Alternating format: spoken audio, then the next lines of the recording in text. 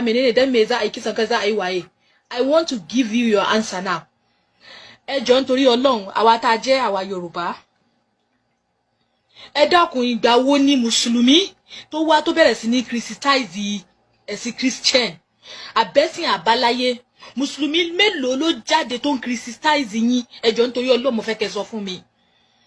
Lórí Rasulullah sallallahu alaihi wasallam kò sí nta ò lè ṣe lórí Ànábì wa. Ẹ sí ẹ̀sìn títí ká náà sí ẹ̀sìn títí wa. It's not by force to be with us. Kò kí n ṣe by force. Ẹ sí ẹ̀sìn tí yín ká náà ó sí ẹ̀sìn títí wa. Ẹ jọ̀ọ́ nítorí Ọlọ́run mo fi Ọlọ́run bá bẹ̀ yín. Lórí Ànábì kò sí nta ò lè ṣe. Ẹni tó bá lóhùn ó sọ̀rọ̀ tí ò yẹ kó sọ. Ẹlẹ́nu wo tó bá mọ̀ pé òun ò sọ̀rọ̀ lórí Ànábì sallallahu alaihi wasallam.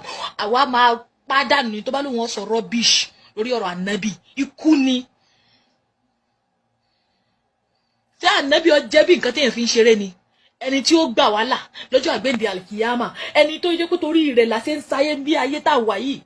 Ẹni tó jẹ́ pé òun ló tọrọ fún wa lọ́dọ̀ Ọlọ́run tí ẹ bá sí Ànábì tó tọrọ fún wa. Sáàrò pálé wa ní gbogbo ní ilé ayé tá wà ń sìn ni. Gbogbo orí burúkú gbogbo òṣì tá ń ṣe káàkiri ní ayé ń sìn. Ọlọ́run ní ti pa eré tipẹ́tipẹ́ ni. Ẹ wò ó tá gbogbo eré la gbà. Àwa Mùsùlùmí a máa gba eré ká fi Ànábì tọ́ yìí. Anybody tó bá fẹ́ sọ trash lórí Ànábì ikú ni. Ọlọ́run ọba ló sọ bẹ́ẹ̀. Sharia Islam ni. Ẹn sọ pé Islam ò fà ìgbà kéèyàn pa bẹ́ẹ̀ ni kò gbà kéèyàn bọ́ kéèyàn ò gbọ́dọ̀ yọnu sí.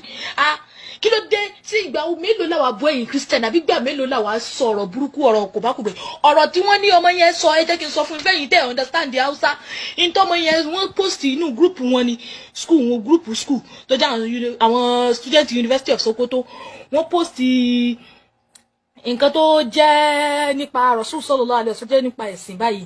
Bó sì bẹ̀rẹ̀ sí ní sọ̀rọ̀ even tó bá ṣe pé tí ẹni yẹn post kò bá ẹ lára mu wà á dẹ̀ sọ̀rọ̀ pé ẹ jọ̀ọ́ ẹ dákun ẹ má post àwọn nǹkan tí ó jẹ́ religion something sínú group mọ́. Simple as that. Ó wá bẹ̀rẹ̀ sí ní sọ trash Rasul igba Rasul àwo ó bẹ̀rẹ̀ sí ní bú Ànábì wa sallallahu alaihi wasallam. Ṣé Ànábì ó jẹ́ bí ẹgbẹ́ ìyálákú bàbá ìyálà yá ẹ̀ ni. Anybody tó bá lóun ó blast wa lórí Ànábì àwa pàdánù ni. Torí Ànábì kì í ṣe nǹkan tí a máa fi ń ṣe àwàdà.